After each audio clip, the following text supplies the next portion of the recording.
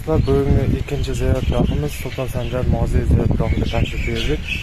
Bu joy haqida mas'ul shaxslardan ma'lumotlar olamiz.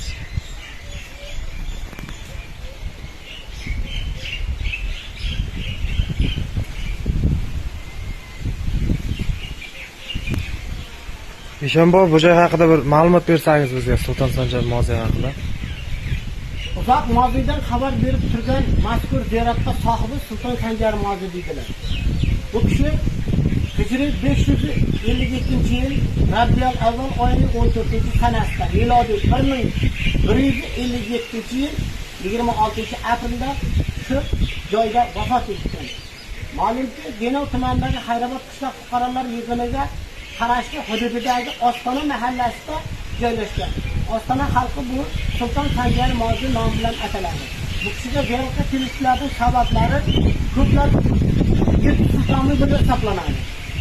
7 sultonning O'rta Osiyoda bitta shu Hazrat Sulton joylashgan.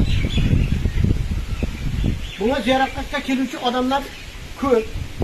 Asosan quturgan ishlaganlar kelishadi ziyoratga. Baxt talab qilganlar keladi. Bemorlar kelishadi. İnşallah nimadandir insoniyat kelib yerda ziyoratlarni amalga oshirib ketishadi. Ko'plari